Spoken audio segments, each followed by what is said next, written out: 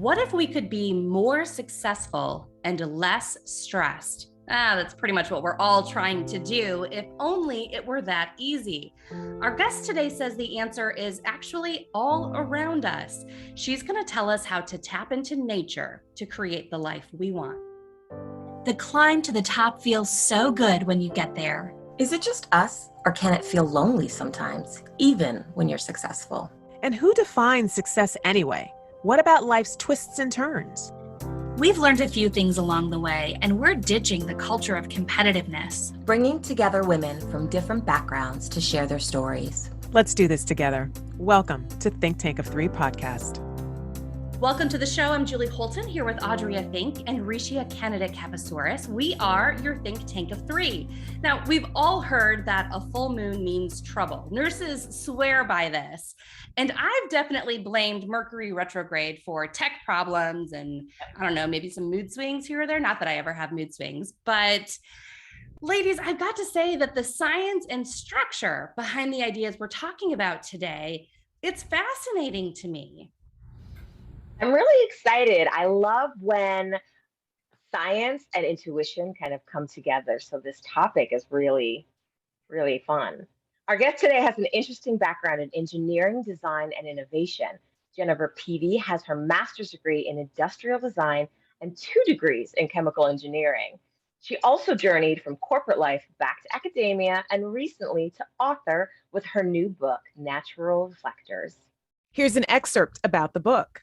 Natural Reflectors explores the idea of how we can instill in our actions a mindset of intentional reflection taken from the power of nature's cycles. We can look to nature for inspiration and with practice, make it our approach to life. Jennifer Peavey, welcome to the show. Oh, ladies, I am so excited to be here. What a great introduction. You all have got me very excited. We're excited. Jennifer, I so love this idea of looking to nature to avoid burnout. I know during the lockdown, during the shutdown part of the pandemic, there were times when I just walked outside in my bare feet to put my feet in the dirt and in the grass and just look around at the flowers and take in the fresh breeze. And I felt like I was a little insane in the moment because I just needed that nature break. But I had heard that like literally putting your feet in the dirt helps you reconnect to the nature around us. And so there's just this idea of using nature to avoid burnout, like before we get to that insane feeling, seems like such a cool idea to me. Now, you're almost an accidental author of sorts. And I think the story of how you came to write this book is almost just as interesting as the concepts inside the book. So tell us about your journey. So yes, I'd be absolutely glad to talk about my journey. I was really excited to hear you talk about going out during the pandemic and connecting physically with nature on a way of connecting out of what you were going through. I also went into the pandemic, or the pandemic didn't necessarily put it on me, but I went into the pandemic burnout. I had gone through a corporate job. I did take a year off or a year in academia just to be able to feed myself, but I wasn't really sure where I was going or what I was going to do. I was trying to figure that out, and I was about to go back into applying it in the workforce, and then the pandemic happened. And that is not the time period to have been unemployed or the time to be searching. Oh my gosh, what a time to start the job application process when the world shuts down. And nobody knows what they're going to do for themselves, much less whether they're going to pick up somebody new. And I had this varied background. So even what I was offering was a little unusual. I had engineering, I had this innovation management and design. And I always felt like that I had more to bring to the table. So I didn't want to just silo myself into one of those areas. I wanted to bring all of me to the table. So it was not the job descriptions that were being put out there, even at the time period. So I was needing to be able to spend time talking with people and networking with people, and it just was not happening with the pandemic. So I wanted to be able to try to understand how to differentiate myself.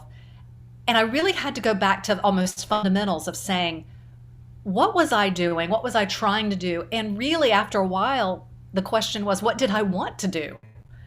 When I would look back, I would feel like I spent most of my career doing whatever had been presented to me, saying, okay, well, that's a great opportunity. Let's go with it. But I'd never asked the question about whether I really wanted to do it. And so part of it was going back to different types of processes. Each of those careers had a different way of doing things, and they often did not get along. If you've ever seen highly technical people trying to deal with highly creative people, you can only imagine that nice scientific method and then some sort of creative that you assume is all over the place, is going to be there. And so I felt like I needed to start and create a brand new process just for me that allowed me to have elements of all three, that allowed me to maximize on what I was able to do. I happened to be following a couple of women who were taking modern management practices and mixing them with ancient wisdom. And this is part of where the moon came into things, where these women were following the cycles of the moon. And I said, well, okay, let me give that a try. A little woo-woo, a little crazy, but let me give this a try. At least it was something very different. And I knew it would keep me from falling into old patterns and give me a chance to think in a different way. So I ended up looking at the moon as a timepiece. So I didn't necessarily think that it was changing what I was doing, although I might argue that now. But at the time I said, okay, when the moon is new and there's not a lot of light, I was going to spend more time thinking and dreaming and trying to consider what could be. And as there became more light, when we get to the full moon, there would be a lot more action. So while it might not be emotionally crazy, it was crazy because I had all these to-do lists. And then as it went back to the new moon, I would start saying, okay, well, how did that work? And I would spend more time thinking as I went through that. I went through a couple of cycles of doing that, and I found that I had a sense of control. You know, like you said about going out and actually physically touching the ground with your toes made you feel connected. At least for me, was getting connected outside of myself. I wasn't spending the pandemic going, oh my God, what am I going to do? What am I going to do? What am I going to do? The fact that the moon was always there, it got me out of my head and allowed me to see that there was a world outside of me and gave me hope. And then as I went through cycles and I would dream and make promises to myself and I would follow through on those promises, I would make sure, because I knew since it was only a moon cycle, it'd be a small enough bite that I could fulfill those promises. And so then there was this level of self-trust that I was starting to develop. And those were the things that were helping me get out of this burnout. I wanted to engage with life again because I was seeing some success and I was seeing that I could believe in me. Wow, it's really interesting. So you use moon phases. I'm going to reiterate what you just said. So you use new moon for plan, full moon for act, new moon for review. Plan, Right. act, review, which in and of itself, when you just lay it out just like that, the ancient thinking that you were saying goes with the moon phases, but plan, act, review is very stable. Right? Yes. It's very that's a scientific plan, Yep. act, review. So I Yep. think that's pretty awesome. For many people, taking that pause during the pandemic and made them realize how close they were to burnout. Others felt that burnout because of the pandemic. So based on the model that you just laid out, new moon, full moon, new moon, plan, act, review, how would you suggest to other people who are like, okay, look, I'm not really feeling the whole moon action, but maybe Sure. there is another nature realm. How would you suggest people can use nature to stop the cycle that leads to complete meltdown? Yes, and I completely agree. The moon may not be it. I guess being an engineer, I'm always about metaphors. And so I think that would be the thing, is trying to see and explore what might resonate with an individual. I do a lot around light. So I also now I'm looking at the seasons and saying that in the winter, because it's darker, I spend more time dreaming. In the spring, I try new things because everything is growing new. And in the summer, there's more light, so there's lots and lots of action. And in the fall, I start harvesting and pulling back to eventually go back to dreaming. So it might be that part of it is time scale. I think the most important thing is to find some sort of cycle that allows you to have time where you think and a time where you act. Because I think if we're constantly in action and constantly pushing, that's where we get lost or we start falling into the autopilot. And I like to say the reflection, what it does, whatever metaphor resonates for a person, it's almost like driving down a road. And so here's maybe another way of looking at it rather than just nature. Where I am is in the eastern United States, and the Appalachian Mountains aren't far from me. And when we get up in there, it's an old set of mountains, so the roads are really, really old, and there's lots and lots of turns within them. So if you're driving down that road and you've got a cliff going off to your right and you've got this mountain going up to your left, you need to pay attention. And you're looking at the car behind you and you're checking out how close your car to the front of you. You're checking the signs. You might even check in with your body. How awake do I feel? Do I need to stop over and get some coffee? Oh, wait a minute. Here's a sign that tells me that all of a sudden there's going to be this steep incline. I need to pay attention. So reflection are those things where you're checking in, saying, okay, I need to turn. I need to stay on the road. It's whatever you need to do to stay in the lane. Because if you can stay in the lane, you're going to keep going and you're going to get to your destination. You might be going slower than you anticipated, but at least you're still going. When you lose that, or you're distracted by something on the phone, or you're daydreaming about an argument you had with somebody, that's when you end up off the road. And I think that's where burnout can be. You're either on the side of the road or, heaven forbid, you've gone off the cliff. If one of those has happened, reflection then also allows you a moment to say, where am I? And what is it going to take to motivate me to get back up on that road? And so, yes, it might be nature, or there might be another metaphor that resonates with somebody. Jennifer, what is really resonating with me is, especially during the pandemic, it just became so clear to us. It was, as the three of us have been talking on the Think Tank of Three, that we have such a culture that glorifies the grind. And suddenly during the pandemic, it's like, well, wait a minute, if you can't grind, but you're supposed to. And then a lot of people just felt stuck without really a way to figure out how to get unstuck, and also not wanting the grind. I think that's been one thing for me as an entrepreneur that I have struggled with. I've always been a hard worker. I've always been an overachiever because I'm a hard worker. And so there are days when I do work around the clock and I love every minute of it. But there are also days when I don't want to work around the clock. And so I've had this constant push pull of wanting to do it when I want to do it, but not wanting to do it because I have to do it or because anyone else is telling me I have to do it. And it seems like we have two core messages out there right now, especially for women, that one of those messages is just keep grinding, just keep making it happen, push through it. And then we have this other message of self-care and avoid burnout, but without any real tangible tactics to get from one to the other. And what I love about what you're saying with this word reflection, it's all about this area in between where you avoid the burnout by taking those times to pause, and not just pause because you're dead tired and don't want to work anymore or can't work anymore, but because it's time to reflect on what's working and what needs to change. And even embracing that those changes and transitions are a positive thing. And I think that what we underestimate is how much we are changing all the time. Even if it is, we feel stuck, we may be becoming more stuck. There's whatever is going on, we are looking at information as it comes in, and it's either validating what we believe or it's going to change it. And we can choose on whether we want it to change what we are thinking. But the idea that we're going to need to reflect on what's going on, try some things out and prototype it, and then go back and reflect. I'm learning that that's a lifelong thing. It's not just to get us out of burnout. It's almost like, okay, every morning I need to get up and have breakfast because that's what the doctor says I'm supposed to do. Or every night I need to get a good night's sleep. I am learning that that is something.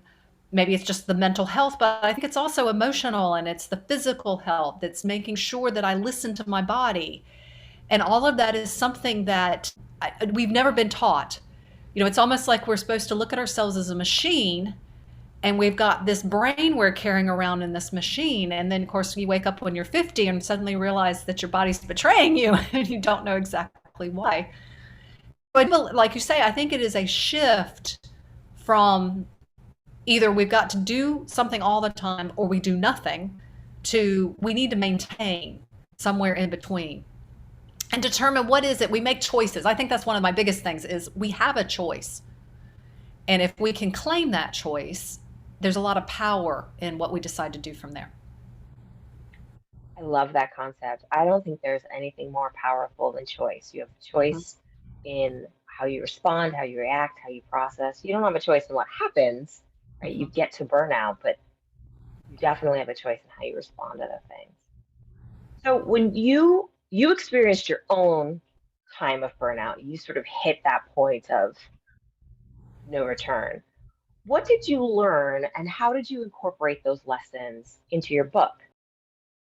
Well, I think a lot of it was listening and taking the time to build trust were two of the main things that came out of it. And there's lots of little details that come with that. But the big thing was being able to listen to my body. I had been very logical, that engineer, I could logic into anything. But being able to stop and say, how do I feel about that? And it's going back to that feeling with your gut. The basal ganglia in the back of your brain is what tells you a summary of all your emotions. And when you have a number of different choices before you, you really cannot make a good decision. You can make a decision, you just can't make a very good decision without knowing how you feel about those options. And so there was a lot of time where I was listening to what the physical sensations were when I thought of certain things. And then I was able to say, okay, this is something that makes me happy because I relaxed. Or there is something that makes me angry because there was this sharp pain, or then there was a tension that was going on that was within there. And so being able to listen to my body was able to help me be able to make better decisions. And once I was making decisions based upon my body telling me, or that little voice inside of me telling me, that's where the trust started to come in. Because then I learned, okay, as soon as I heard it, finally heard it, if I would act upon that and follow through, well, then there was another level of trust or another level of vulnerability that my body would, or my insides or my little child, or what do you want to call it, then say, hey, this is what I really want to do. And I can tell you today, I'm finally at a point that my voice, my entire life is full of things that I have chosen. I won't tell you that I love everything about it, but I know I've chosen everything that is in my life. So how did you teach yourself to hear your body or feel your emotions? I think this is very, very common today in the workforce, today with women, today with our society in general, as we are very comfortable in the science, we're very comfortable in the logic, we're very comfortable with intellectualizing what is happening, but we are very frequently dissociating what we're thinking and feeling from how we are physically feeling. How did you teach yourself to feel physically and recognize those emotions? And I think there were a few things that I did. I will readily admit, in the beginning, there was dead silence in all of that. Mostly because that little child or that inner voice did not trust me at all. Said, you're not going to listen. You've talked about this before and you don't do it. So there was a lot of, I'm going to sit here for a good 5 minutes or 10 minutes and just listen. And it may have been just general. I then did get to the point where I would ask a question that basically had a yes or no answer. Just to say, okay, we don't have to get complicated, whether it's fear or whether it's anger. Let's just say, do you like this or not? And just get a yes or no. And figuring if we could build some trust that way. That took time. And there again, the third thing was, once I actually heard something, to act upon it. And even if I didn't understand fully, I might even say to myself, the more logic side, saying, okay, I think this is what you said. If you don't tell me differently, this is what I'm going to do because I want you to trust me. And that probably took about 4 or 6 months before I could regularly get an answer. So one prime example is I start every day with a practice. And one of the first questions I ask in that as I check in is, what is my energy level? And if my energy level, and then I assign a number to it. And if it is at 0, I might as well be in the grave. That is just where things are. And if I'm at 100, then I'm just flying to the moon. And so I will ask for a number on saying, how do I feel about this? And what I like to do with that is to be able to say, has it changed over the last few days? If I'm below 50, there's something wrong. I'm very likely sick and I need to have a lot of self-care. But if it's, sitting pretty regularly at 70, that's all fine. But if I suddenly jump up to 90 or if I jump down to 60, I want to know why. Because that tells me that either something great happened yesterday and I'd like to repeat it, or something bad happened and maybe I need to do some self-care, and it gives me some consistency. So there's something between the mind and the body in that. I often look at what the day before is and I'll say, okay, are we doing better or doing worse? And that'll kind of pair it up for my body to answer yes or no.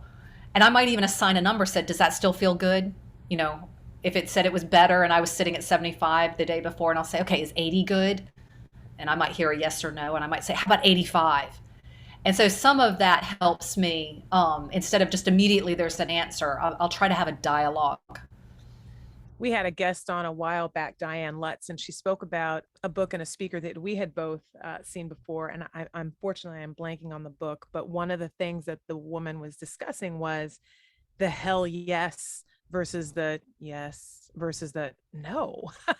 And if it wasn't a hell yes, there was no reason to even consider extending bandwidth to whatever said thing was. Mm-hmm. So I find that very interesting. Now, in talking about the inner voice and listening to the inner voice, is there space and room, and how do you quiet the inner voice when the inner voice is telling you, oh, no, that's not for you. Oh, no, you can't do this. Oh, no, this is not what you're, or just sending you negative energy, not the energy of time out, wait, make sure you've thought this through, the you can't do this voice, which I have found myself listening to quite a bit. Absolutely. And I think that's part of also the amount of trust is trying to understand which of those voices is talking to you. So I follow up with that energy level, then with a question on what am I grateful for, just to try to stay positive and identify something positive. But directly to answer your question, my next one, I have a statement of faith. And what that really is about is saying, what is it that I am either nervous or uncomfortable with right now? Maybe even outright scared about. And it might be something where my insides are buzzing. No, you don't need to do that. There's some sort of dissonance that's going on, and I'm trying to logic through something and I can't seem to do it. And I'll want to talk through it. And okay, why do I feel this way? Why is it coming in and this so strong? And why are you being so negative about it? What is it about it that you fear? Tell me what's going on. Sometimes I've even said, trying to figure out if it's connected with any particular age when I was a child. Is there a child throwing a temper tantrum, which can happen? And so it'll be what is going on. And I might even talk to that person like they're a 5-year-old and say, okay, well, let's go do this. So in that, I'll go through and say, okay, what am I scared of? But then I'll flip it with a statement of faith saying, you know what? I'm going to be fine with that. Or, I know that person in that meeting is going to yell at me today, and what's going through my head are all these thousands of things that I want to do to protect myself, and I'm going to go talk to these 5 people and make sure they're on my side, and I'll go, it's going to be okay. If I can go in there and breathe beforehand, I'm going to be very calm no matter what she does, and I will talk myself through about the way I want the outcome to be. And it may or may not happen.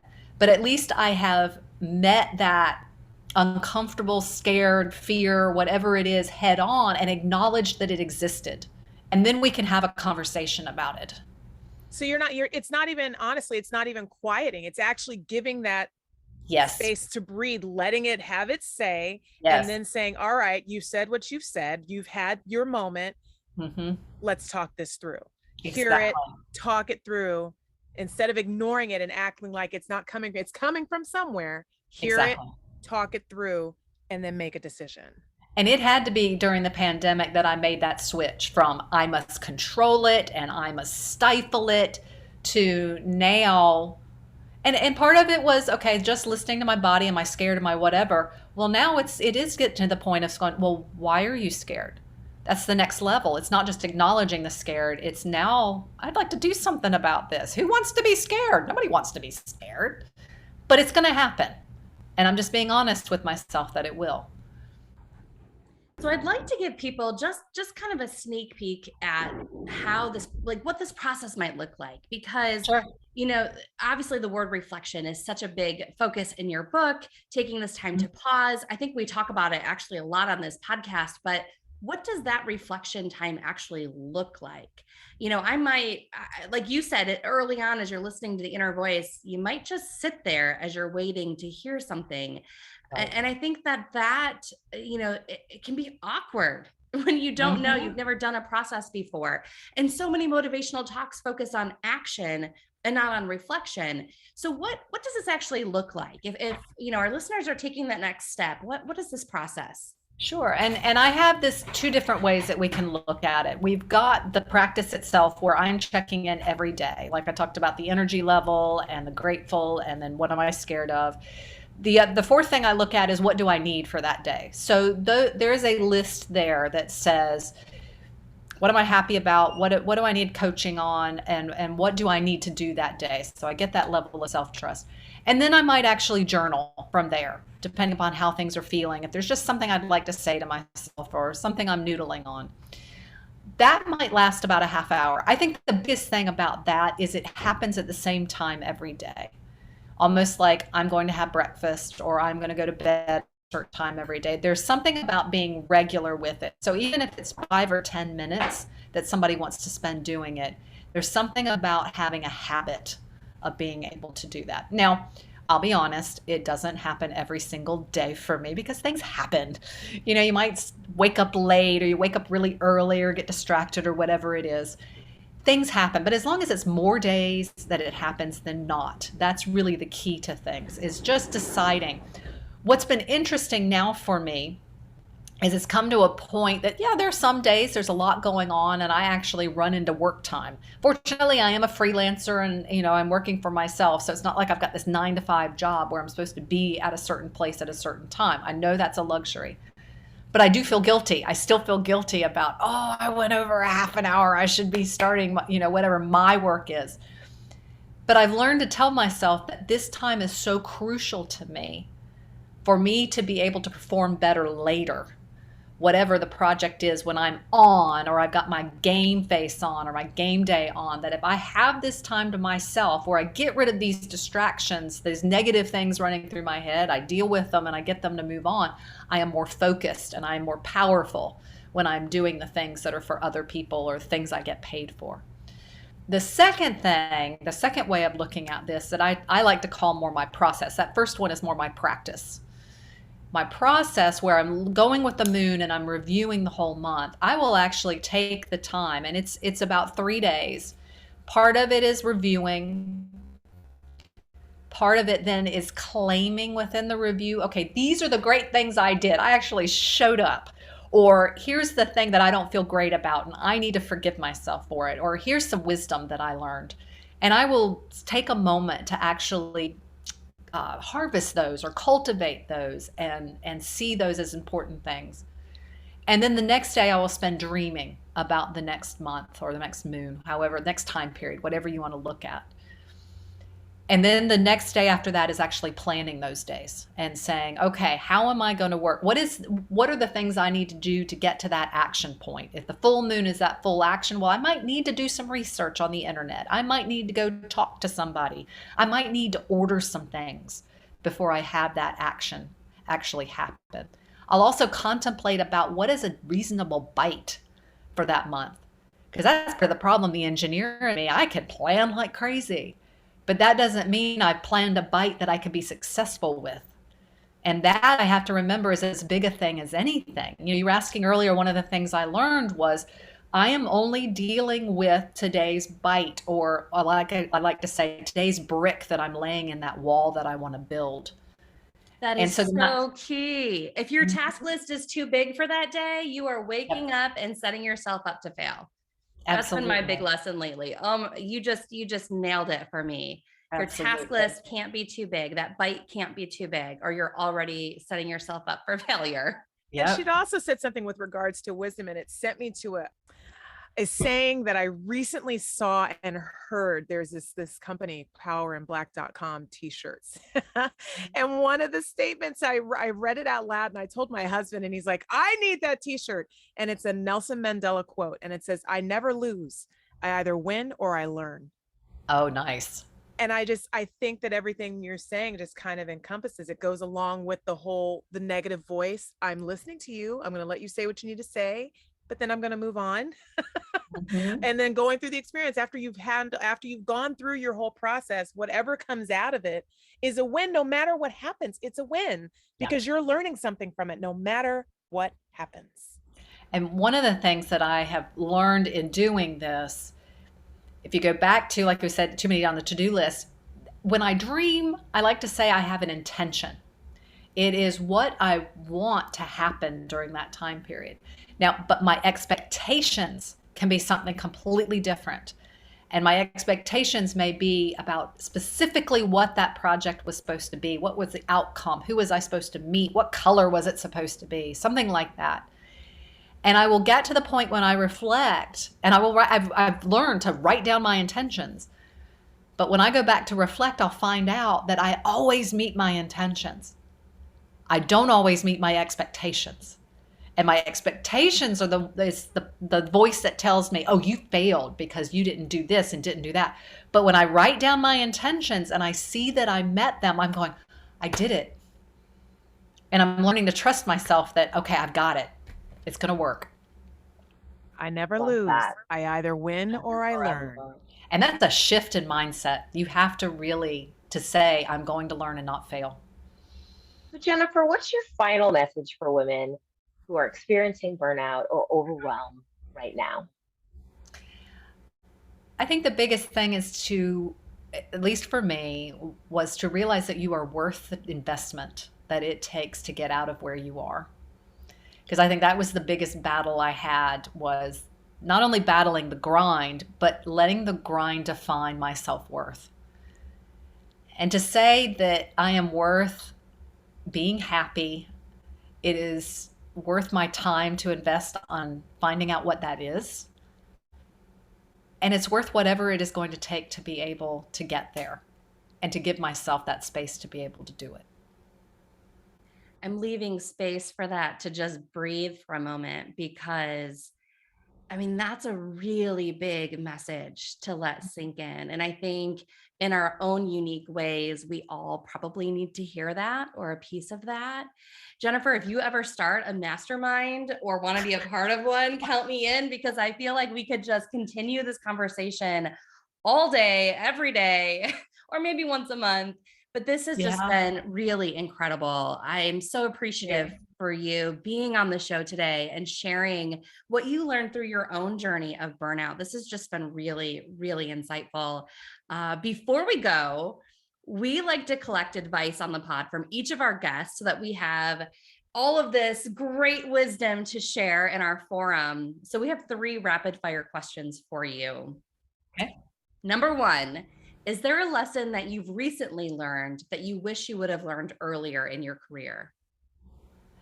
Definitely wish I would listen to my gut more very early on. I wish I would have known what that language was and had taken the time to learn it. What is one piece of advice you would offer to any woman?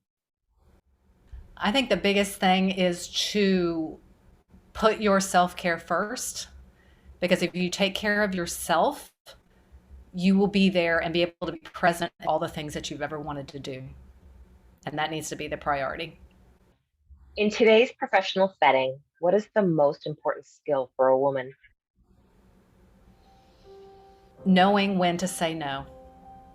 I think that's the hardest thing for women to do.